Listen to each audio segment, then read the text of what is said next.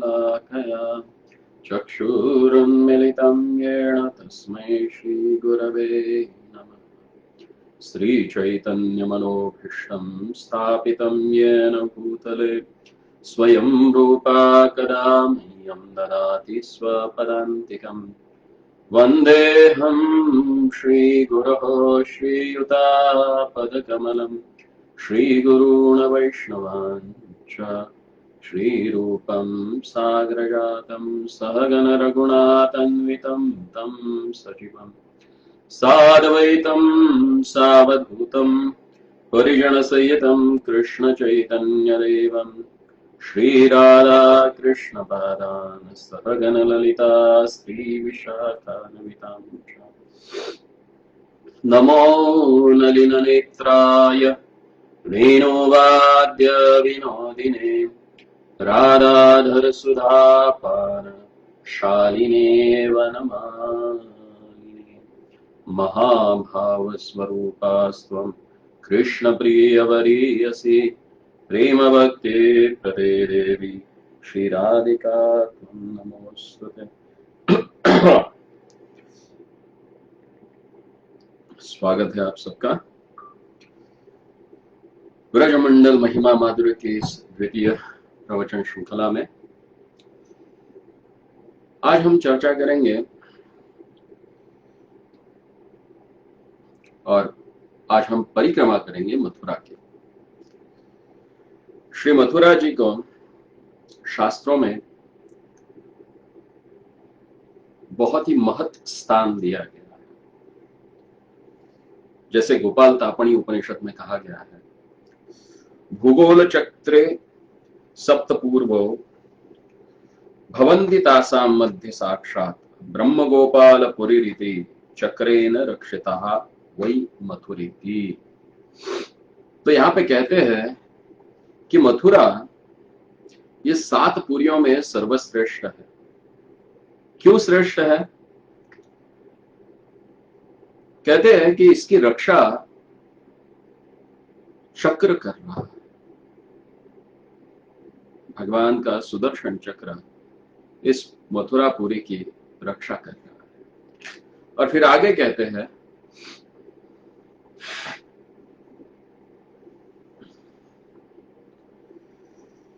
भूगोल चक्रे सप्तपूर्यो।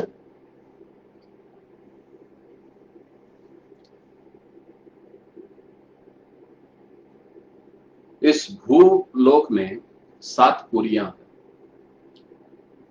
जैसे कि अयोध्या, मथुरा, माया, काशी, कांची, पुरी और अवंतिका।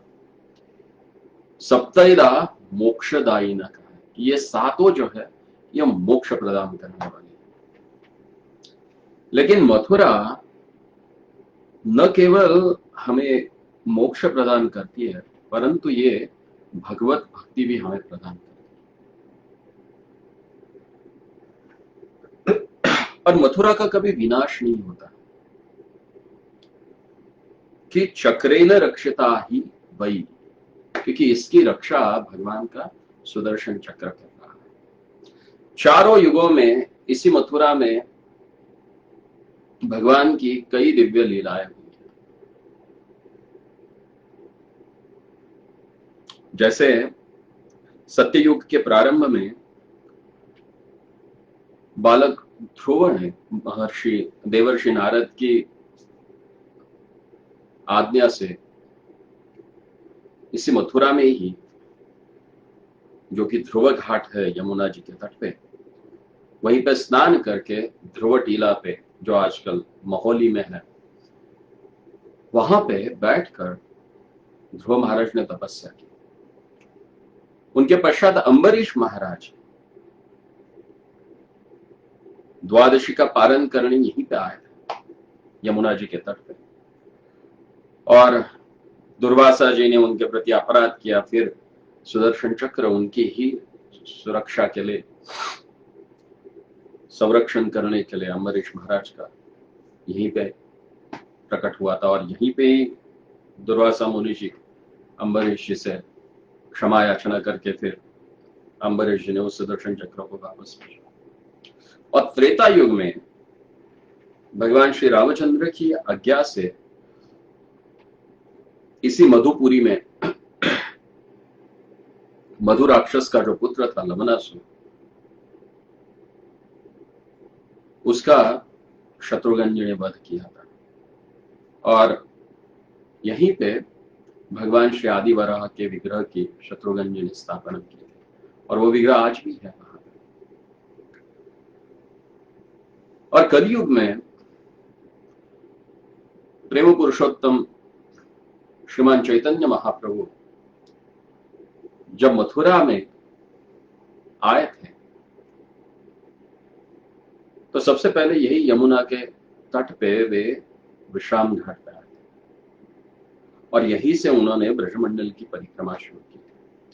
तो आज भी हम इसी मथुरा मंडल की, इस ब्रजमंडल की परिक्रमा करते समय सबसे पहले मथुरा की परिक्रमा करने वाले हैं, क्योंकि शास्त्रों में वर्णन किया है, इदम पद्म महाभागे सर्वेशाम मुक्तिदायकम कर्णिकायाम स्थितो देवा केशवा क्लेशनाशनः। इदम पद्म महाभागे, ये मथुरा भी एक कमल के समान है, और इसके मध्य भाग में केशवदेव जी का मंदिर है, जिसकी स्थापना भगवान के प्रपौत्र वज्रना उन्होंने की। लेकिन कालांतर से जब आक्रांताओं का आक्रमण हो गया और उन्होंने कई मंदिरों को ध्वस्त कर दिया, उसी समय उन्होंने केशव देव जी का भी मंदिर नष्ट कर दिया था। आज जो केशव देव जी का मंदिर है, वो जो मराठा योद्धा महाजी शिंदे थे, उनके परंपरा में ही, उनके वंश परंपरा में जो शिंदे सरदार आए, उन्होंने इस अभी जो केशवदेव मंदिर है उसकी स्थापना हम क्या कह सकते हो कि उन्होंने उसकी जीर्णोद्धार किया, फिर से उस मंदिर की वहां पे स्थापना की। फिर आगे कहते आदि वराह पुराण में स्वयं वराह भगवान पृथ्वी माता को समझा रहे हैं। वे कहते हैं, न विद्यते च पाताले न अंतरिक्षे न मानुषे समस्त मथुरायाम ही प्रियम मम वसुंधरे। हे वसुंधरे, मथुरा से मुझे अन्य कोई स्थान प्रिय नहीं है, ना ही पाताल में ना ही स्वर्ग में। श्री मथुरा ही मुझे अति प्रिय, और मैं यहां पे नित्य रूप से निवास करता हूं। पृथ्व्याम यानी तीर्थानि आसमुद्र सरांसि च मथुरायाम गमिष्यन्ति मयि सुप्ते वसुंधरे। यहां पे बहुत ही महत्वपूर्ण सिद्धांत बताया गया है वराह भगवान ने माता पृथ्वी को।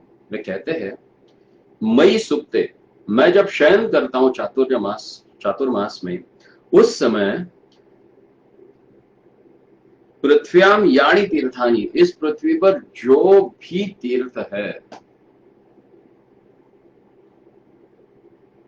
वे सारे के सारे तीर्थ, पृथ्वी के सारे तीर्थ, समुद्र, सरोवर मथुरा में आके निवास करते हैं। इसलिए चातुर्मास में मथुरा मंडल की परिक्रमा करना, विश्राम घाट पर जाके यमुना जी में स्नान करना, ये सारे तीर्थों में का स्नान का फल हमें प्राप्त हो जाता है। फिर स्कंद पुराण में कहा गया है, 30 वर्ष सहस्राणि 30 वर्ष शतानि च यत् फलम भारत वर्षे तत् फलम मथुरा स्मरण। भारतवर्ष के किसी अन्य भाग में लाखों वर्षों तक वास करने से जो फल प्राप्त होता है, वही फल मथुरा नगरी के एक बार स्मरण मात्र से ही प्राप्त होता है। श्री मथुरा में जो भी जप करने वाले मनुष्य श्री कृष्ण के जन्म स्थान का दर्शन कर समस्त पापों से विमुक्त हो जाते हैं। स्कंद पुराण में और एक श्लोक है जहां पे कहते हैं, कि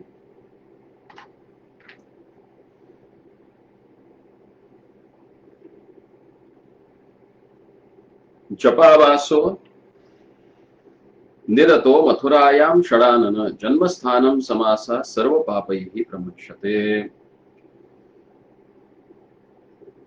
बहुत ही महत्वपूर्ण बात स्वयं शिव जी अपने पुत्र षडानन को, स्कंद को बता रहे हैं कि हे स्कंद, यहाँ पे खास करके मथुरा में जो भी जप किया जाता है या उपवास किया जाता है, और यहाँ पे जब आके व्यक्ति भगवान श्री कृष्ण का दर्शन कर लेता है तो निश्चित रूप से वो सारे पापों से मुक्त हो जाता है।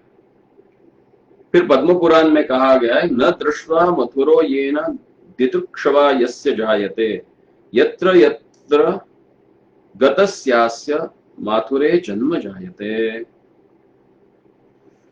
ब्रह्मघाती, मद्यपायी, गोघाती तथा ब्रह्मचर्य से भ्रष्ट पापी व्यक्ति भी मथुरा की परिक्रमा करने मात्र से उक्त सभी पापों से मुक्त हो जाते हैं। अन्य देशों से आकर जो लोग मथुरापुरी की परिक्रमा करते हैं, लीला स्थलियों के दर्शन मात्र से वे सभी प्रकार से पापों से मुक्त हो जाते हैं। यहाँ तक कि यदि कोई व्यक्ति मैं मथुरा में वास करूंगा ऐसा संकल्प करता है तो वह समस्त बंधनों से मुक्त हो जाता है। तो ये मथुरा का महात्म्य है।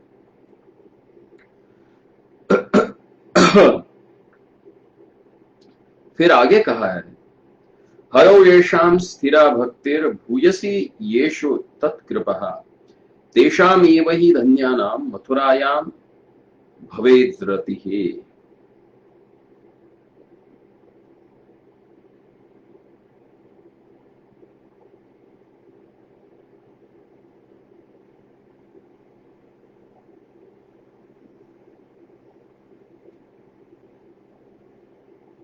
यहां पे जो भी कोई वास करता है वो व्यक्ति धन्य है,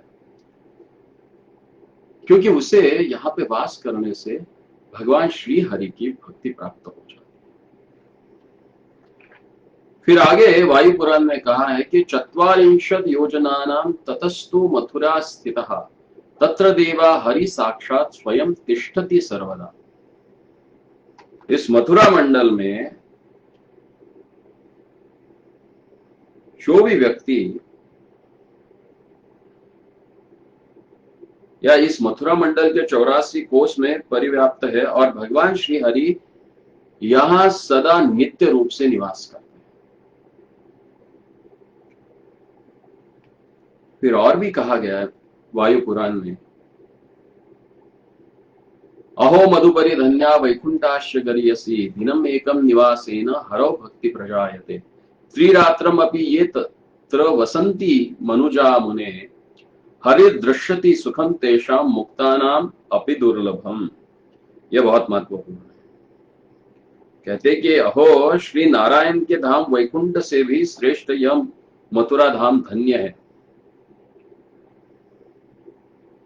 जहां केवल एक दिन निवास करने से ही श्री हरि भक्ति प्राप्त हो जाती है और 3 रात्रि निवास करने से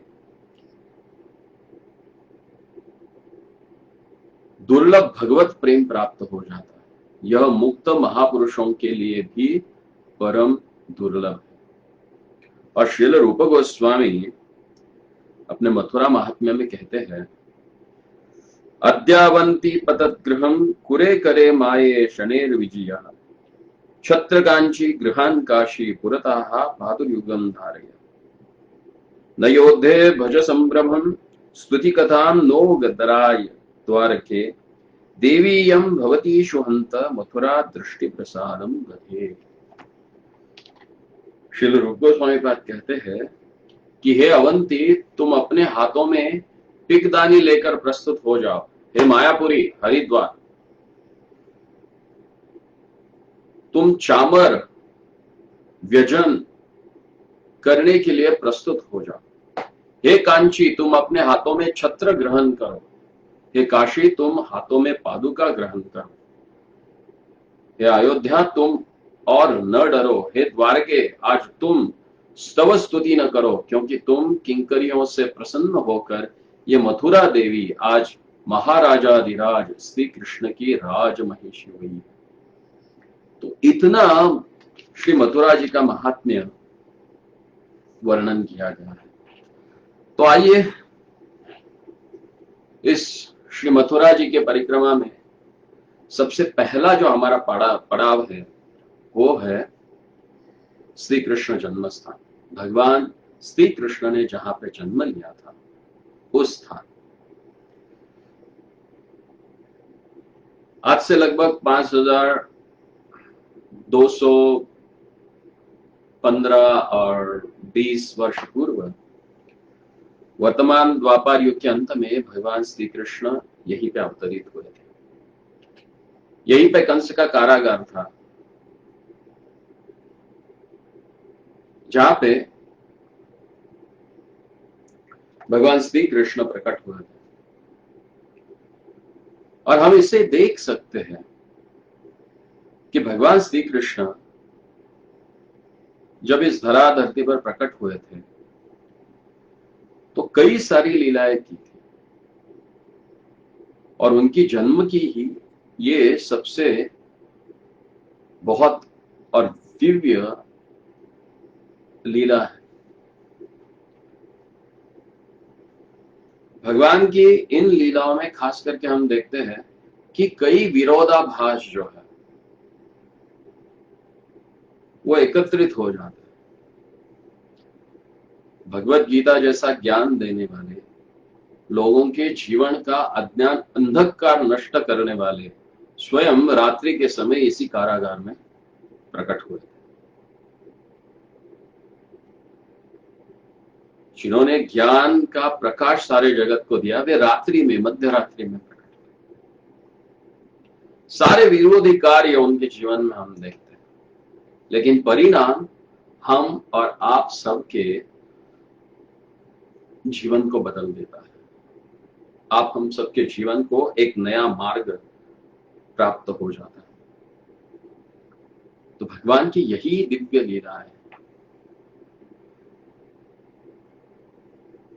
तो इस कृष्ण जन्मभूमि जो आज जहां पे मंदिर स्थित है उसके पीछे जो मस्जिद है, वो मस्जिद के जगह पे वज्रनाभ जी ने, क्योंकि वही कंस का कारागार था, और वज्रनाभ जी ने जो वास्तविक स्थान था भगवान श्री कृष्ण के जन्म का, वहां पे केशव जी का मंदिर बनाया था।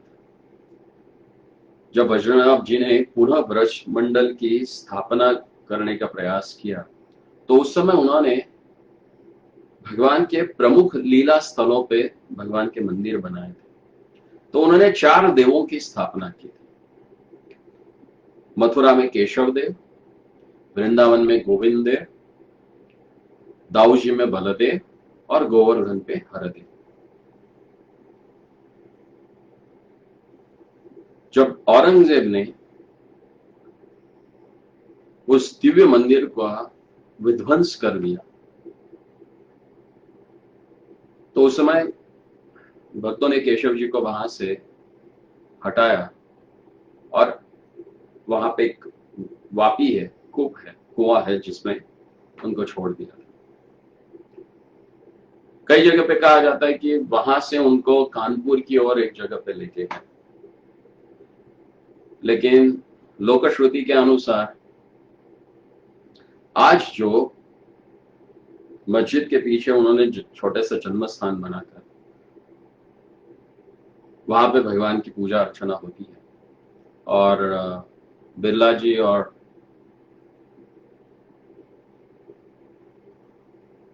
हनुमान प्रसाद पोद्दार जी, इनके परिश्रम से आज हमें वहां पे एक भव्य मंदिर देखते हैं। तो भगवान श्री कृष्ण का जन्म स्थान, जैसे कि हमने पहले ही पढ़ा, स्कंद पुराण में कहा गया कि जो भी व्यक्ति जाके केवल वहां पे दर्शन भी कर लेता है तो अपने सारे पापों से मुक्त हो जाता है। उसी जन्म स्थान के पीछे बराबर, जैसे हमने पहले बताया कि केशव देव जी का मंदिर है, जो कि मराठा सरदार जो शिंदे थे, महाजीराव शिंदे के जो वंशज थे, वो लोगों ने वहां पे उस मंदिर की स्थापना की और केशव जी की पूजा चालू। उसी केशव जी के मंदिर के बाजू में ही एक पवित्र कुंड है, उसको पवित्र कुंड कहा जाता है, लेकिन अपभ्रंश से उसको आजकल लोग पोतरा कहते हैं, क्योंकि कंस के कारागृह में वही एक कुंड था जहां पे वसुदेव जी और देवकी जी स्नान किया करते थे। और भगवान श्री कृष्ण के जन्म के पश्चात भगवान के जो वस्त्र है वहीं पे धोए जाते थे, इसलिए उसको पवित्र कुंड कहा जाता है।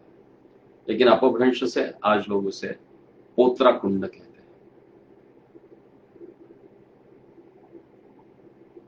और एक है, जब हम वहां से थोड़ा सा आगे चले जाते हैं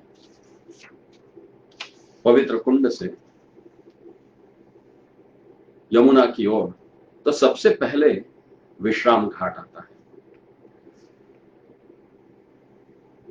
सौर पुराण के अनुसार विश्रांति तीर्थ नामकरण का इस विश्राम घाट का जो नाम है विश्राम घाट या विश्रांति घाट, ये कैसे हुआ उसके बारे में कहा गया। वह कहते हैं, ततो विश्रांति तीर्थाख्यम तीर्थमोहो विनाशनम संसार मरु संचार क्लेश विश्रांतिदम नृणाम। संसार रूपी मरुभूमि में भटकते हुए त्रितापों से प्रपीड़ित, सब प्रकार से निराश्रित, नाना प्रकार के क्लेशों से क्लांत होकर जीव श्री कृष्ण के पाद पद्म धौत इस महातीर्थ में स्नान कर विश्राम का अनुभव करते हैं। इसीलिए इस महातीर्थ का नाम विश्रांति या विश्राम घाट है। कहते हैं कि जब महाबली कंस का वध भगवान ने जब किया तो उसके पश्चात वे बहुत थक गए। हालांकि भगवान सारे शक्तियों के स्रोत है, उनको क्या थकावट है, लेकिन एक लीला करने के लिए वे यहाँ विश्रांत घाट पे आए। यमुना जी में उन्होंने स्नान किया और वहीं पे लेटे रहे, वहां पे थोड़ा विश्राम किया, इसलिए उसको विश्राम घाट कहा जाता है। इसी विश्राम घाट पे यमराज और यमुना जी का मंदिर है। कार्तिक माह में अमावस्या के पश्चात जो यमद्वितीया आती है, उस यमद्वितीया में, जिसको भाई दूज भी कहा जाता है, भैया दूज जिसे कहा जाता है, तो उस समय जो भी व्यक्ति यमुना जी में स्नान कर लेता है, कहते हैं उस व्यक्ति को यमराज का कोई डर नहीं रहता। शास्त्रों में वर्णन आया है कि यम यानी धर्मराज और यमुना यानी यमी, ये दोनों जुड़वा भाई बहन हैं।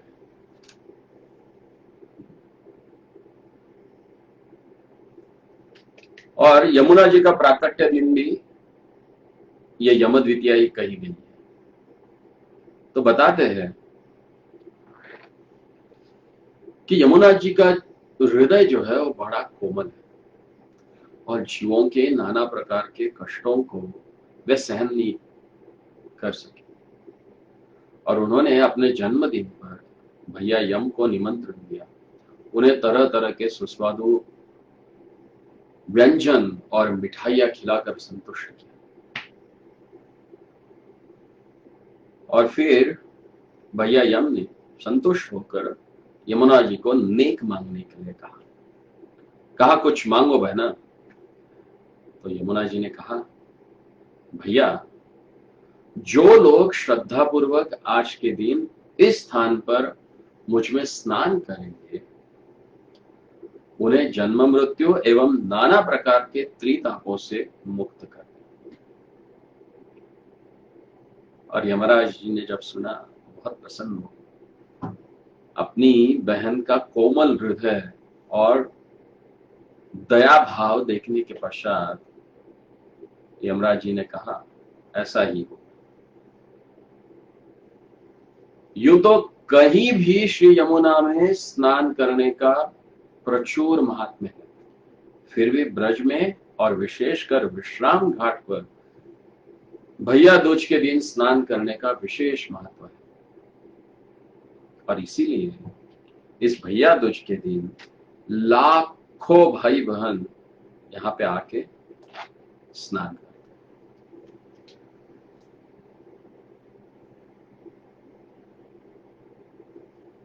मथुरा में कई घाट हैं, उसमें से 24 घाट बहुत ही महत्वपूर्ण है, क्योंकि श्री मथुरा में यमुना जी अर्ध चंद्राकार होकर बह रही है और बीचों बीच में विश्राम घाट स्थित है। उसके दक्षिण भाग में अविमुक्त तीर्थ है, गुह्य तीर्थ है, प्रयाग तीर्थ है, कनखल तीर्थ है, किंदुक तीर्थ है, सूर्य तीर्थ है, बटस्वामी तीर्थ है, फिर ध्रुव तीर्थ है, बोधि तीर्थ है, ऋषि तीर्थ है, मोक्ष तीर्थ है, कोटि तीर्थ है। ये 12 घाट है और उत्तर में नव तीर्थ या 80 तीर्थ जिनको कहा जाता है, जिनमें संजमन तीर्थ है, धारापत्थन तीर्थ है, नाग तीर्थ है, घंटाभरण तीर्थ है, ब्रह्म तीर्थ है, सोम तीर्थ है, सरस्वती पतन तीर्थ है, चक्र तीर्थ है और दशाश्वमेध तीर्थ। फिर विहनराज तीर्थ, कोटि तीर्थ, ये 12 घाट अवस्थित है।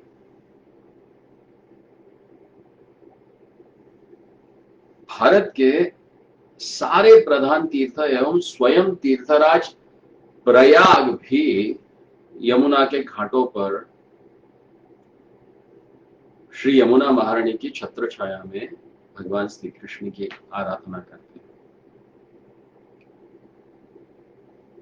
और विशेषकर चातुर्मास्य काल में यह तीर्थ समूह यहां पे आके भगवान की आराधना करते हैं।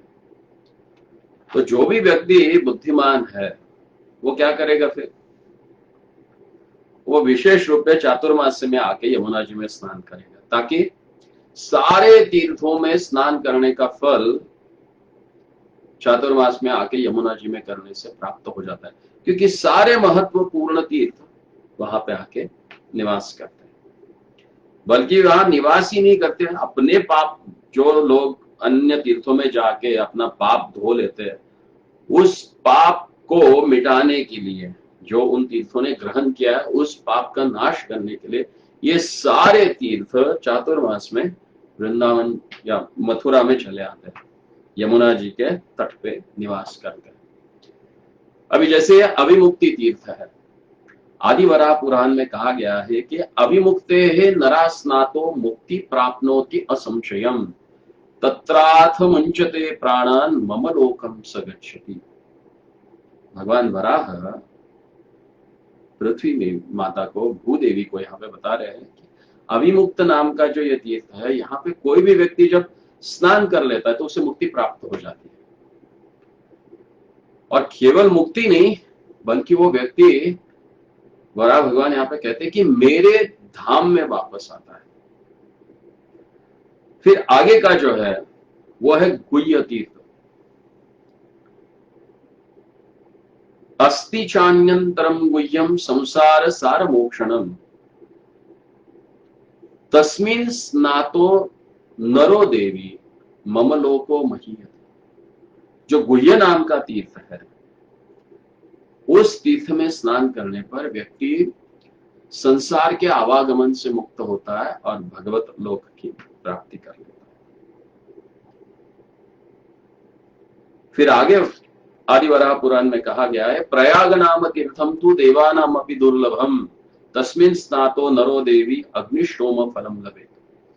जो प्रयाग घाट है या प्रयाग तीर्थ है, वहां पे जो भी कोई व्यक्ति स्नान कर लेता है, कहते कि देव दुर्लभ जो अग्निष्टोम यज्ञ का फल जो है वो केवल वहां पे स्नान करने से प्राप्त हो जाता है। फिर उसके आगे है कनखल तीर्थ। कहते कि तथा कनखलम तीर्थम गुह्य तीर्थ परम मम स्नान मात्रेण तत्रापि नाकपृष्ठे समोदते। नाकपृष्ठे यानी ब्रह्मलोक। जो व्यक्ति इस कनखल में स्नान कर लेता है वो निश्चित रूप से ब्रह्मलोक को प्राप्त कर लेता है। फिर कहते हैं आगे, अस्ति क्षेत्रम पर गुह्यम तिंदुकम नाम क्रमतः तस्मिन् स्नातो नरो देवी मम लोक महीयते। कि जो व्यक्ति इस तिंदुक नाम का जो तीर्थ है, घाट है, वहां पे जो स्नान कर लेता है वो निश्चित रूप से मम लोके महीयते, वो मेरे धाम को ही प्राप्त कर लेता है। और इसी घाट को आजकल बंगाली घाट करके भी कहा जाता है। फिर आगे है सूर्य तीर्थ या बलि टीला भी जिसको कहा जाता है।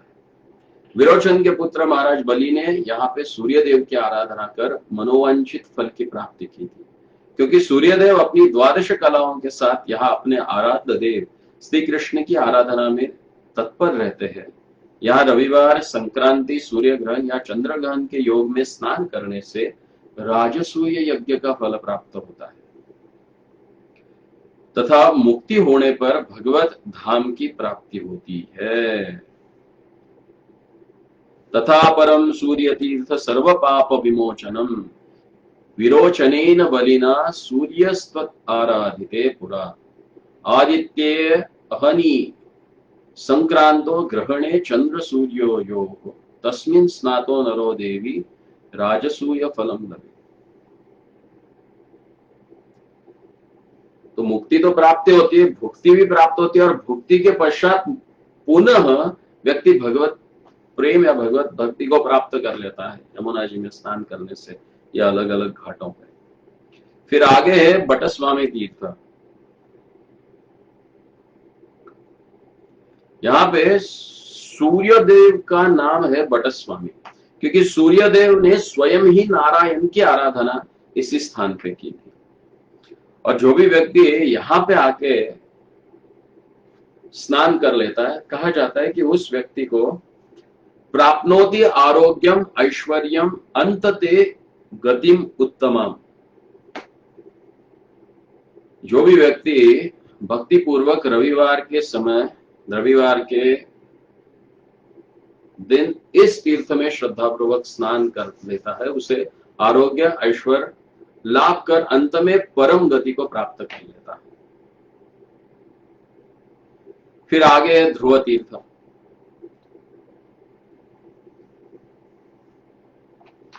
देवर्षि नारद जी की आज्ञा से यहीं पे ही स्नान करके इसी के तट पे बैठकर देवर्षि नारद जी से मंत्र दीक्षा प्राप्त करके ध्रुव महाराज ने ध्रुव टीले पे जाके तपस्या की थी। और यहाँ पे प्राचीन निम्बादित्य संप्रदाय के बहुत से महात्मा गुरु परंपरा की धारा में रहते आए हैं। प्राचीन निम्बादित्य संप्रदाय का ब्रजमंडल में यही एक बचा हुआ स्थान है। फिर आगे है ऋषि तीर्थ। या बद्री धाम वाले नरनारायण ऋषि भगवान श्री कृष्ण की आराधना में तत्पर रहते हैं। यह ध्रुव तीर्थ के दक्षिण में स्थित है। यहाँ स्नान करने पर मनुष्य भगवत लोक को प्राप्त होता है। फिर इसके आगे है मोक्ष तीर्थ। दक्षिण भारत के मदुराई तीर्थ, कन्याकुमारी आदि सारे तीर्थ मथुरापुरी में इस घाट पर भगवान श्री कृष्ण की आराधना करते हैं।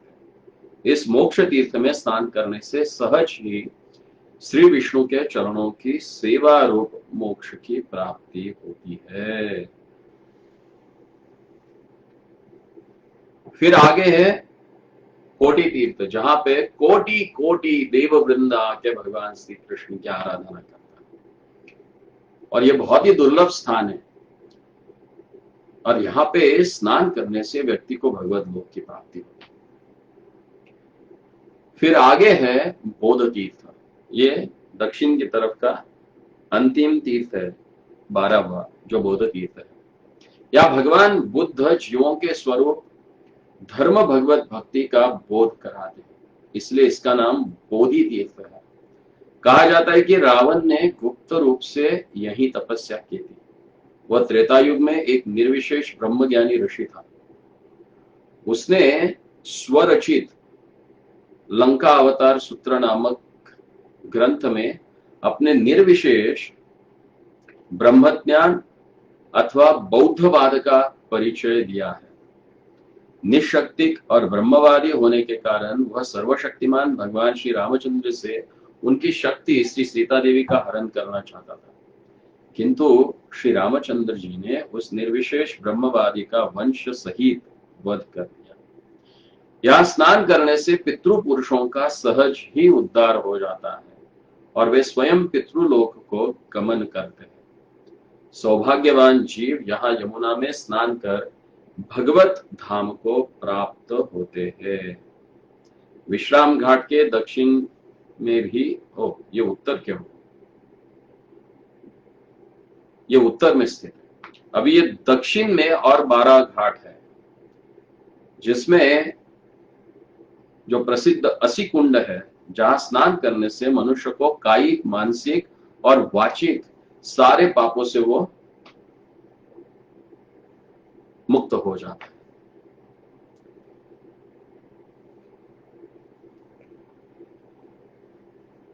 तो इस असी कुंड के उत्तर में नवतीर्थ है।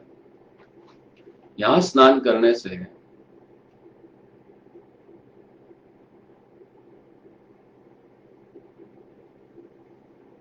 कहते हैं भक्ति की नव नवायमान रूप से उत्तरोत्तर वृद्धि होती है। इससे बढ़कर तीर्थ न हुआ है और न होगा। उत्तरे त्वसिकुंडाश्च तीर्थंतो नव सज्ञकम नवतीर्थात् परम तीर्थ न भूतम न भविष्यति। इस असी कुंड के उत्तर में जो नवतीर्थ है, वहां पर जो स्नान करते हैं उसकी भक्ति बढ़ती जाती है। फिर कहते कि तथा संयमनम नाम तीर्थम त्रैलोक्यम विश्वतम तत्र स्नानो तो नरो देवी मम लोकम सगच्छति। वर्तमान में इस घाट का नाम स्वामी घाट है, जिसको संयमन तीर्थ कहा जाता है। तो कहते हैं कि महाराज वसुदेव ने नवजात शिशु कृष्ण को गोदी में लेकर यहीं से यमुना पार की और यहां स्नान करने से भगवत धाम की प्राप्ति होती है। कितना सुलभ है देखिए, केवल जाके यमुना में स्नान करने से व्यक्ति भगवत लोक को प्राप्त कर सकता है। लेकिन हम बद्ध पामर जीव ऐसे हैं कि जाने की हमारी इच्छा ही नहीं होती वहां पर। कई बार तो हम देखते हैं, लोग सोचते हैं कि अरे यमुना जी नहीं है, ये तो पूरा दिल्ली, हरियाणा, गुड़गांव वो साइड का पूरा गटर का पानी आ रहा है और लोग जाके वहां पे स्नान भी नहीं करते, क्योंकि कलयुग में प्रायः तीर्थ लुप्त हो जाते हैं। लेकिन यमुना जी एक ऐसी है जो जिसका कभी लोप नहीं होता और सारे तीर्थ आके यहाँ पे वास करके भगवान की भक्ति करते हैं। इसलिए जो बुद्धिमान व्यक्ति है वो निश्चित रूप से इन चातुर्मास में यमुना जी में जाकर निश्चित रूप से स्नान करता ही करता है। फिर इस संयमन तीर्थ के पश्चात जो तीसरा तीर्थ है उसको कहा गया है धारापतन तीर्थ। धारा संपातने स्नात्वा नाकपृष्ठे समोदते अत्रातम उच्यते प्राणान मम लोकम सगच्छति। आदि वरा पुराण में भगवान वरादेव माता पृथ्वी को यहाँ पे बता रहे हैं कि इस धारा पतन स्थान पे स्नान करने पर मनुष्य सब प्रकार के सुखों को भोगता है और सहज ही स्वर्ग को प्राप्त कर लेता है और यहाँ प्राण त्याग करने पर भगवत धाम की प्राप्ति होती है। फिर चौथा जो है उसको कहा गया है नाग तीर्थ। यह उत्तम से उत्तम तीर्थ है। यहां स्नान करने से पुनरागमन नहीं होता। भगवान शेष या अनंत देवधाम की रक्षा के लिए यहां सब समय विराजमान थे। श्री वसुदेव महाराज नवजात शिशु कृष्ण को लेकर वर्षा में भीगते हुए जब यमुना पार कर रहे थे, तब यही अनंत देव ने अपने अनंत फनों को छत्र बनाकर वृष्टि से उनकी रक्षा की थी। फिर इसके आगे है घंटाभरण तीर्थ। घंटाभरणकम तीर्थम सर्व पाप प्रमोचनम यस्मिन् स्नातो नरो देवी सूर्यलोके महीयते। यहां स्नान करने से व्यक्ति सब पापों से मुक्त होकर सूर्यलोक की प्राप्ति कर लेता है। फिर इसके आगे का है ब्रह्म तीर्थ। इसको ब्रह्म तीर्थ इसलिए कहा जाता है क्योंकि इसी घाट पे स्थित होकर ब्रह्मा जी ने भगवान की आराधना की। यहाँ स्नान, आचमन और यमुना जल पान और निवास करने से मनुष्य ब्रह्मा जी के माध्यम से विष्णु लोक को प्राप्त करता है, और ब्रह्मा जी के कारण ही इस घाट को ब्रह्म तीर्थ कहा गया। इसके आगे है सातवां, जिसको सोम तीर्थ कहा गया, और आज ये गौ घाट से भी जाना जाता है। कहते हैं कि यहाँ पे जो भी व्यक्ति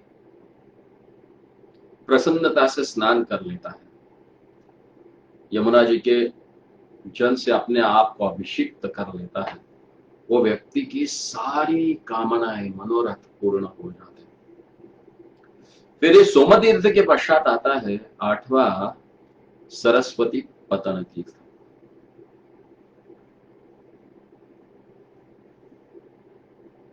और यही स्थान है जहां पे सरस्वती जी आके यमुना जी में मिलती है।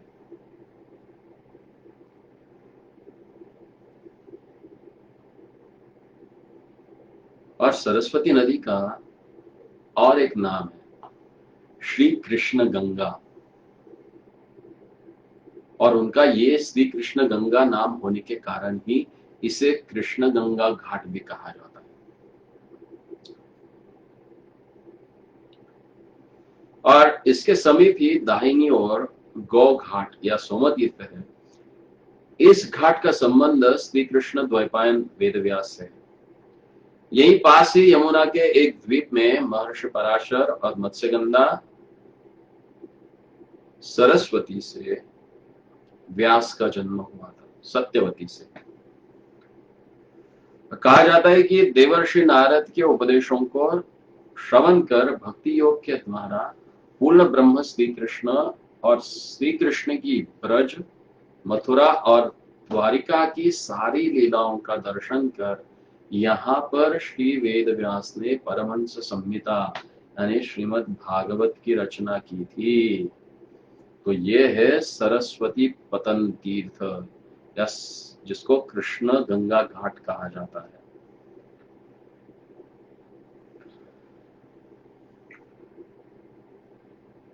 फिर आगे है चक्र तीर्थ।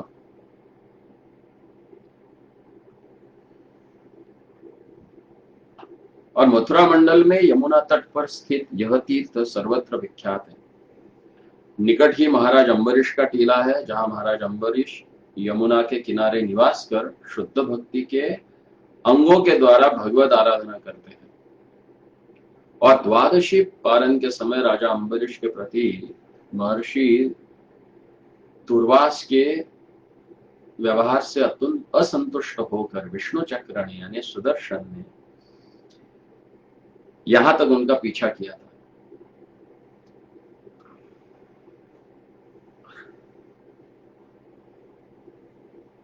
और यहीं पे स्नान करने से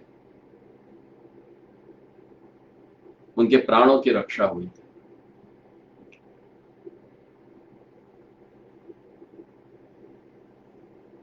क्योंकि यहीं पे महाराज अम्बरीश रुके हुए थे, और एक वर्ष के पश्चात उस चक्र से बचते बचते घूमते घूमते जब वे वापस यहाँ पे आए और इसी स्थान पे उन्होंने स्नान किया, और महाराज अम्बरीश ने जब उस चक्र को प्रार्थना की क्या आप इन्हें छोड़ दो, तब वे छूट गए। और कहा जाता है कि यहाँ स्नान करने से ब्रह्म हत्या आदि पापों से भी मुक्ति होती है, और जो स्नान करने वाला है उस पे सुदर्शन चक्र की कृपा होकर वो भगवत दर्शन को प्राप्त कर लेता है। सुदर्शन, सुदर्शन की कृपा यानी आपको सुदर्शन होता है, भगवान के सुंदर दर्शन प्राप्त होते हैं। फिर इसके आगे है दशाश्वमेध तीर्थ, दशाश्वमेध घाट। इसी घाट पे ब्रह्मा जी ने दशाश्वमेध यज्ञ किया। यही स्थान है जहां पे देवर्षि नारद और चतुस्सन यानी चतुष्कुमार आदि ऋषियों के द्वारा भगवान श्री विष्णु सदा सर्वदा पूजित है। और यहाँ पे स्नान करने से व्यक्ति को भगवत धाम की प्राप्ति होती है। फिर इसके आगे है विघ्नराज तीर्थ। इसको विघ्नराज तीर्थ इसलिए कहा जाता है क्योंकि यहाँ पे गणेश जी का नित्यवास है। यहीं पे गणेश जी निवास करके भगवान जो नरसिम्हा देव है,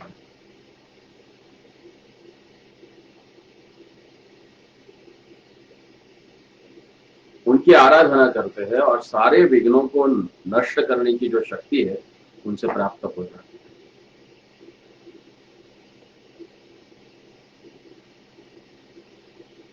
कहा गया है शास्त्र में, तीर्थतु विघ्नराजस्य पुण्य पाप हरम शुभम तत्र स्नातम तु मनुजम विघ्नराजो न पीड़यते।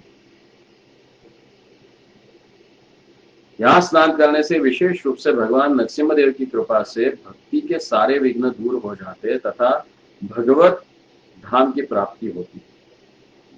फिर इसके आगे है कोटि तीर्थ। कहते हैं कि यहाँ स्नान करने से मनुष्य कोटि कोटि गोदान का फल प्राप्त करता है। और पास में ही गोकर्ण तीर्थ है। और प्रसिद्ध गोकर्ण ने अपने भाई धुंधुकारी को श्रीमद् भागवत की कथा सुनाकर उसका प्रेत योनि से उद्धार किया था। उन्हीं गोकर्ण की भगवत आराधना का यह स्थान है। तो ये हो गए उत्तर के दक्षिण की ओर के 12 घाट, और इसके पहले थे उत्तर की ओर के 12 घाट। ऐसे 24 घाटों का वर्णन हमने सुना, पढ़ा। तब हम देखते कि मथुरा में और कौन से दर्शनीय स्थान है। इन 24 घाटों के अतिरिक्त मथुरा में और भी कई सुंदर स्थान है जहां पे भगवान की बहुत सुंदर लीला है। जैसे कि पिपलेश्वर महादेव मथुरा के 4 क्षेत्रपालों में से ये एक है। भगवत धाम जो है उसकी रक्षा के लिए चारों दिशाओं में शिव जी का निवास रहता है। तो उसी में से ही जो मथुरापुरी के पूर्व दिशा में विश्राम घाट के निकट में यह स्थित है। और यहीं पे पिपलेश्वर महादेव निवास करके सदा मथुरा की रक्षा करते हैं। फिर वेणी माधव, रामेश्वर दावजी, मदन मोहन, तंदुक तीर्थ, सूर्य घाट, ध्रुव टीला, ये सारे स्थान इन्हीं के पास है।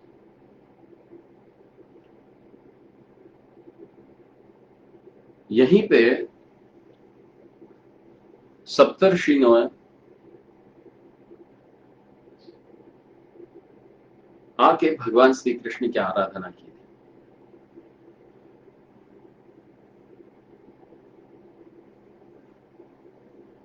और यहाँ पे जो बलि महाराज का टीला है, वहीं पे बलि महाराज जी ने वामन जी का दर्शन किया था।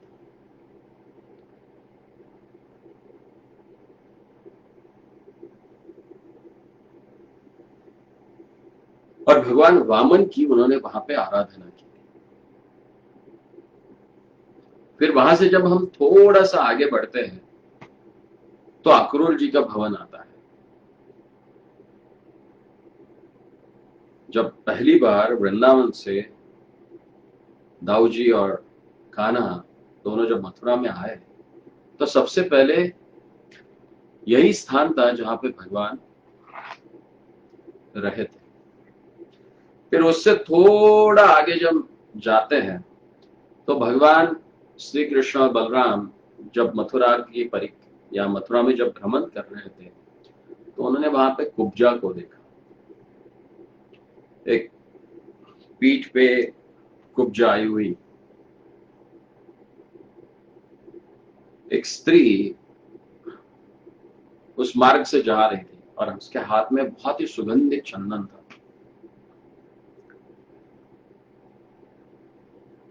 तो उसने उसके हाथ के उस चंदन की सुगंध प्राप्त होने के पश्चात भगवान श्री कृष्ण उसके पास गए और उन्होंने उनसे कहा कि क्या ये चंदन आप हमें दोगी। तो कुब्जा ने प्रीति पूर्वक श्री कृष्ण बलराम के अंगों में अंगराग सुशोभित किया था और श्री कृष्ण ने देखते ही देखते उसकी कमर और ठोड़ी को अपने हाथों से स्पर्श कर उसे अप्सरा जैसी परम सुंदरी बनाया था।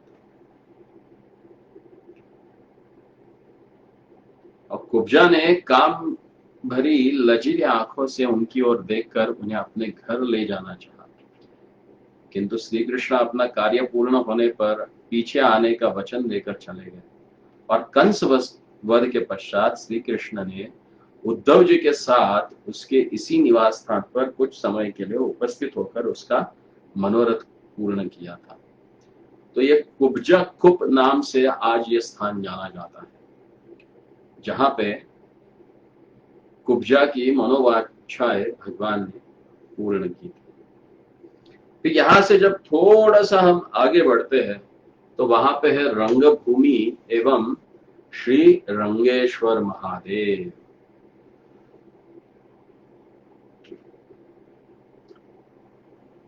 मथुरा के इस दक्षिण में श्री रंगेश्वर महादेव जो है वो दक्षिण की ओर से मथुरा का संरक्षण कर रहे हैं।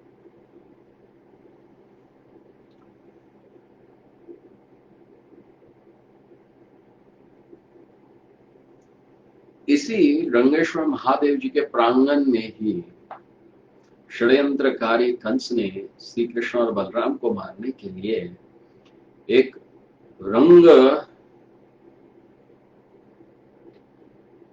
शाला का निर्माण किया था, जहां पे मल्ल युद्ध होने वाला था। और अक्रूर के द्वारा छल कर श्री नंद गोकुल से श्री कृष्ण बलदेव को यहाँ पे लाया गया था। और इसी रंगभूमि में अनायास प्रवेश करके शिव धनुष जो रखा हुआ था उसको भगवान ने तोड़ दिया था और उस धनु के रक्षण में जितने भी सिपाही थे उन सबको मार डाला।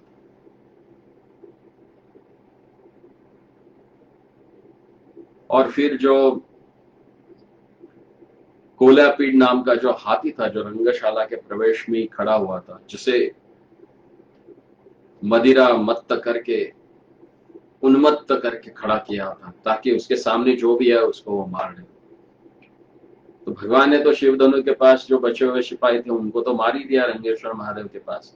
फिर जब रंगशाला में प्रवेश किया तो प्रवेश करने से पहले ही बलदाव जी ने कुलया पेड़ का दांत निकालकर उसी दांत से उसको मार ही डाला। और फिर वे अंदर चले गए। अंदर जाने के पश्चात फिर जब सब लोगों ने देखा कि ये लोगों ने हाथी को मार डाला तो चाणू और मुष्टिक जैसे जो बड़े बड़े मल्ल थे जो अपने दांतों को पीसते हुए हाथों को रगड़ते हुए श्री कृष्ण और बलदेव जी को मारने के लिए आए।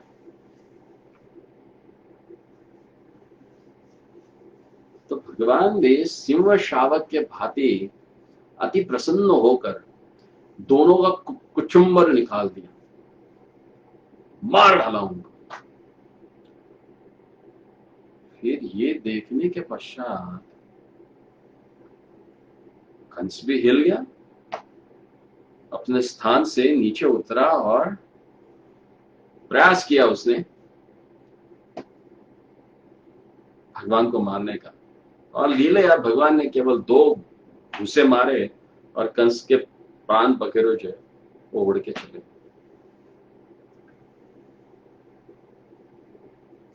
तो यही स्थान है जहां पे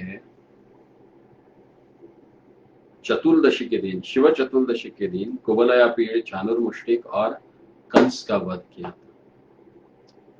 क्योंकि श्रीमद् भागवत अनुसार और विश्वनाथ चक्रवर्ती ठाकुर पाद के विचार से कंस का वध भी शिवरात्रि के दिन ही हुआ था और वो शिवजी का बड़ा भक्त था। तो शिवजी के जितने बड़े भक्त हैं उनका उद्धार भगवान श्री कृष्ण ने ही किया।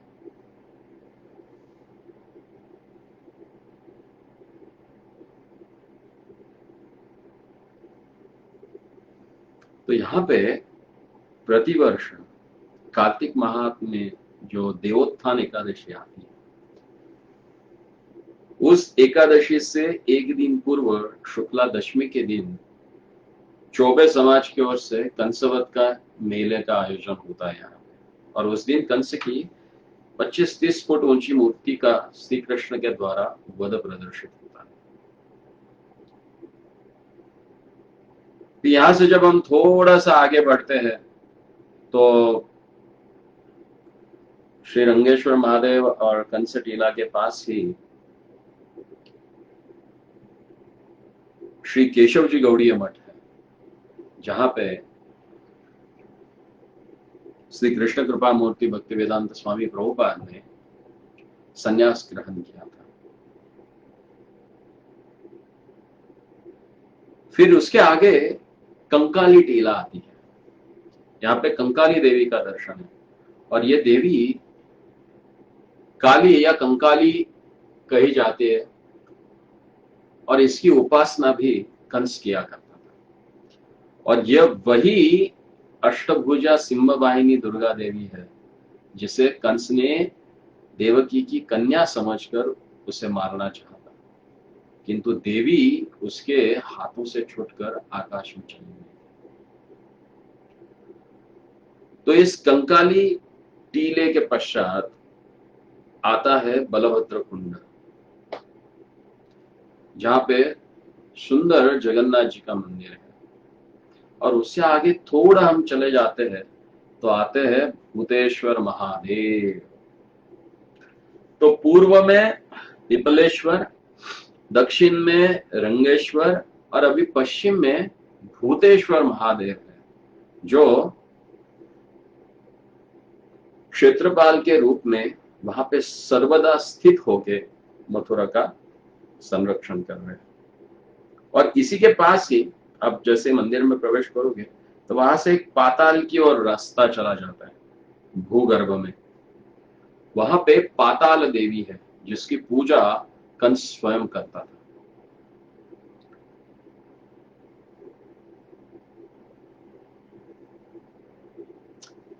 फिर इससे आगे जब हम बढ़ते हैं तो पोतरा कुंड आता है। फिर उसके आगे चले जाते हैं तो फिर ज्ञान बावड़ी आती है।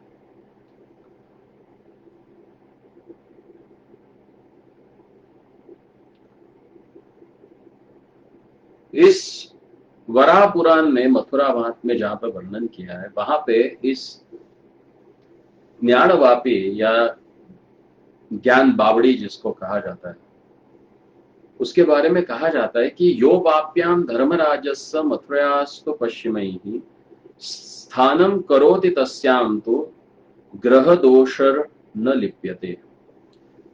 अर्थात जो लोग मथुरा के पश्चिम में स्थित धर्मराज की इस वापी बावड़ी में स्नान करते हैं उनके सारे ग्रह दोष दूर हो जाते हैं एवं वो व्यक्ति भगवत भक्ति प्राप्त कर लेता है।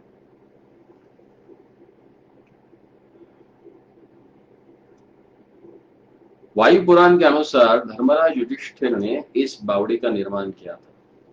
भगवान श्री कृष्ण और महाराज युधिष्ठिर की मंत्रणा स्थल होने के कारण यह स्थान बहुत ही महत्वपूर्ण माना जाता है।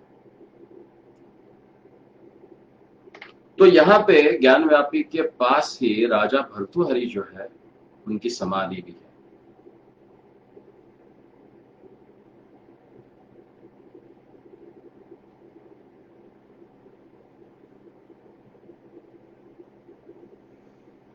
फिर इससे आगे जब जाते हैं तो महाविद्या देवी का मंदिर है। इन्हें अंबिका देवी भी कहा जाता है। एक समय महाराज नंद कृष्ण, बलदेव, यशोदा और अन्य गोपों के साथ देव यात्रा के उपलक्ष्य में यही अंबिका वन में उपस्थित हुए और वहां सबके साथ पवित्र सरस्वती के जल में स्नान कर पशुपति यानी गोकर्ण महादेव जो है उनकी पूजा अर्चना की। रात्रि में सबके साथ वही निवास किया। उसी रात को एक विशाल अजगर ने नंद बाबा को पकड़ लिया और क्रमशः उनको निगलने लगा। तो सभी ने उन्हें बचाने की चेष्टा की परंतु सभी असफल हो गए। उस समय नंद बाबा बड़े आर्त होकर कृष्ण को पुकारे, बड़े आश्चर्य की बात है, जो ही कृष्ण ने अपने पैरों से उसे स्पर्श किया, अजगर ने अपना विशाल सर्प शरीर त्याग कर सुंदर विद्याधर के रूप में खड़े होकर श्री कृष्ण को प्रणाम किया। श्री कृष्ण के द्वारा पूछे जाने पर उसने अपना परिचय बतलाया कि पहले मैं सुदर्शन नाम का विद्याधर था। मैंने कभी विमान से विचलन करते समय अंगिरस नामक कुरु ऋषियों को देखकर उनका उपहास किया था, जिससे उन्होंने मुझे सर्पयोनि ग्रहण करने का अभिशाप दिया। तो विशेष करके जो व्यक्ति बिना किसी कारण किसी के प्रति द्वेष करते हैं, किसी की भर्त्सना करते हैं, तो समझ लो कि उनका अगला जन्म सांप का ही प्राप्त होने वाला है। और सांपों की कई सारी श्रेणियां हैं। तो जो व्यक्ति विशेष करके दूसरे के रूप की भर्त्सना करता है, मजाक उड़ाता है, वो अजगर हो जाता है। तो यहाँ पे हम देख रहे हैं कि ये विद्याधर ने अंगिरस ऋषियों की जो अवहेलना की, उनकी जो भर्त्सना की, उसके कारण वे उन्होंने शाप दे दिया कि तुम्हें सर्पयोनि प्राप्त हो गया। लेकिन महात्माओं का शाप भी कभी कभी एक अभीष्ट सिद्धि को प्राप्त करवा देता है। विद्याधर हालांकि एक दिव्य योनि का जन्म है, लेकिन जरूरी नहीं कि ये जन्म में व्यक्ति भक्ति कर सकता है। लेकिन किसी भगवत भक्तों से अगर कोई शाप प्राप्त हो जाता है तो उसके कारण वो शाप भी उस जीव को उसके संसार बंधन से उसको मुक्त कर देता है। यहाँ पे देखिए, ये विद्याधर को अजगर का शरीर प्राप्त हुआ, जिसमें उन्होंने नंद बाबा को खाने का प्रयास किया और भगवान बचाने के लिए और भगवान के चरणों का स्पर्श प्राप्त हुआ। और जैसे ही स्पर्श प्राप्त हुआ चरण कमलों का, वो शाप मुक्त नहीं बल्कि परम कृतार्थ हो गया और भगवत धाम को प्राप्त कर लिया उसने। और फिर इसी स्थान को महाविद्या स्थान भी कहा जाता है। फिर सरस्वती कुंड, चामुंडा देवी और रजक बध टीला है। अब ये रजक बध क्या है? तो मथुरापुरी भ्रमण करते समय यहीं पर श्री कृष्ण और बलदेव जी ने एक धोबी को देखा। वह कंस के वस्त्रों को धौत कर रंगने का भी काम करता था। श्री कृष्ण और बलदेव ने उससे वस्त्र मांगे, किंतु रजक ने श्री कृष्ण बलराम का उपहास करते हुए वस्त्रों को देने के लिए मना किया। फिर क्या हुआ? उसके उस व्यंग भरे उपहास को देखकर भगवान श्री कृष्ण बहुत क्रोधित हो गए और उसका सर उन्होंने धड़ से अलग कर दिया। तो यही वो स्थान है। यहां से थोड़ा आगे बढ़ते हैं तो फिर गोकर्ण महादेव है, जो कि मथुरा के उत्तर दिशा में है। तो पूर्व में पिपलेश्वर, दक्षिण में रंगेश्वर, पश्चिम में भूतेश्वर और अभी उत्तर में गोकर्ण महादेव।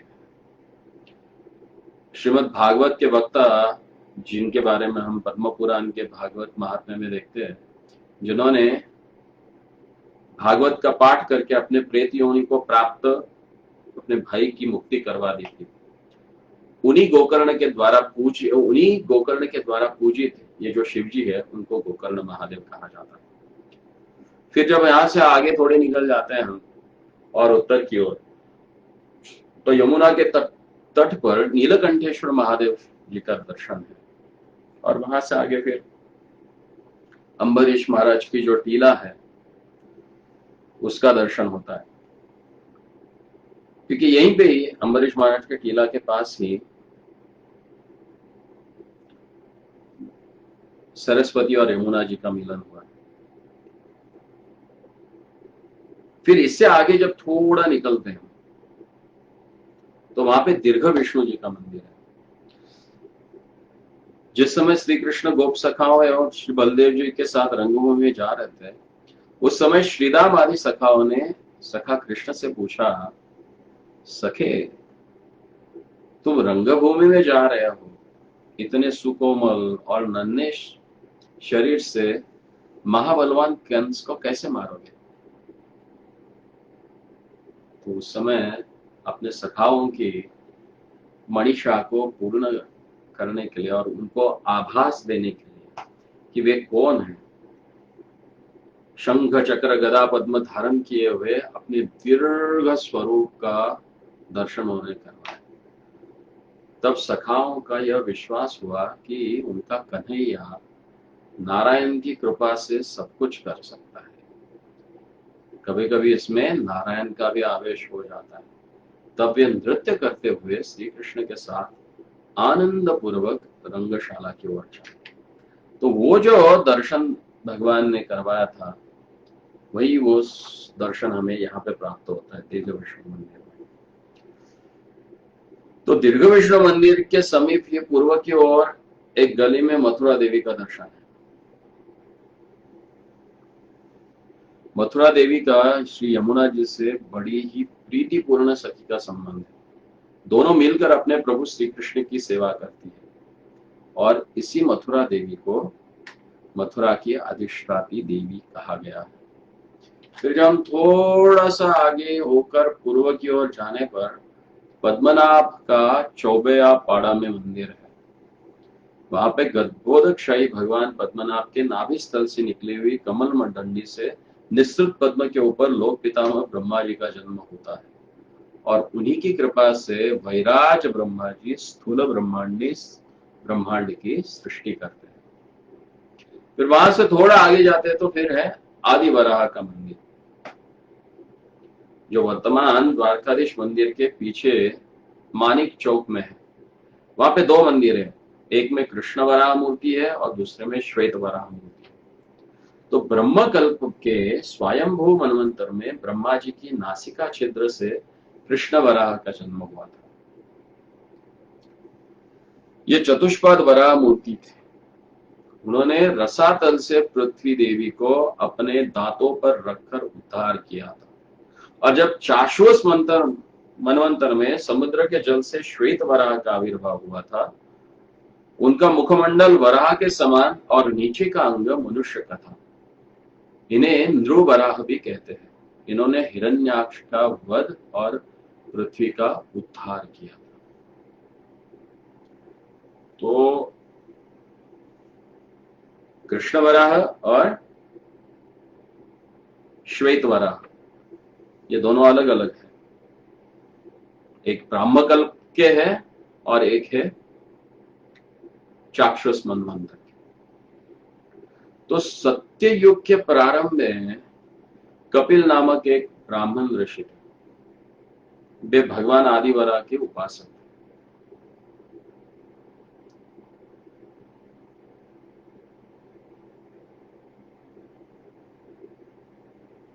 तो कहते हैं, कई लोग कहते हैं कि ये वही कपिल मुनि है जो भगवान के ज्ञानावतार है, जिन्होंने सांख्य दर्शन दिया। तो उन्होंने अपने मन से ही जब मानसिक पूजा की भगवान वराह की, तो वे प्रकट हो गए और वे इस रक्त वराह के रूप में, अगर आप ये आदि वराह के मंदिर में जाएंगे, ऊपर वाले जिसे कृष्ण वराह भी कहते हैं, तो ये वराह का विग्रह रक्त वर्ण है। तो ये विग्रह कपिल मुनि जी ने या कपिल मुनि जी के द्वारा ये सेवित था। तो कई देवी देवता है इस भगवान के सुंदर विग्रह का दर्शन करने के लिए आते हैं और देवराज इंद्र इतने आसक्त हो गए इस विग्रह से कि उन्होंने कपिल मुनि जी को कहा कि अगर आप कृपा करके मुझे ये विग्रह दे दे तो मैं इनकी उपासना करूं। तो कपिल मुनि जी ने भी उनको दे दिया। फिर देवराज इंद्र उसी विग्रह को लेकर अमरावती चले गए। स्वर्गलोक में उन्होंने वहां पर पूजा की। और जब त्रेता युग में रावण ने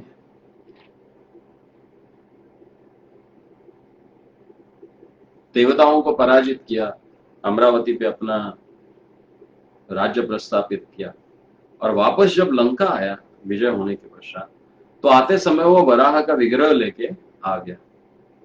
और श्री रामचंद्र जी के द्वारा जब ये रावण मारा गया और विभीषण जी को जब राजा बनाया, तो विभीषण ने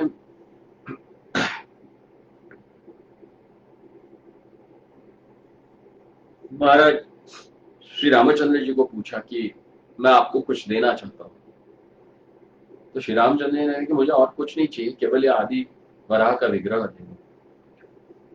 और बड़ी प्रसन्नता से विभीषण ने वो विग्रह श्री रामचंद्र जी को अर्पण किया, और श्री रामचंद्र जी उस विग्रह लेकर अयोध्या में आए। और आगे जब इस मधुपुरी में मधु दैत्य का पुत्र लवणासुर बहुत अत्याचारी बन गया था, तो उसके वध के लिए जब शत्रुघ्न आए, तो शत्रुघ्न जी के साथ ये विग्रह वापस यहाँ पे मथुरा आए, और उस लवणासुर को मारने के पश्चात फिर आदिवरा के इसी विग्रह की प्रतिष्ठा शत्रुघ्न जी ने यहाँ मथुरा में की। और ये बहुत ही भगवान का दिव्य और सुंदर स्वरूप है।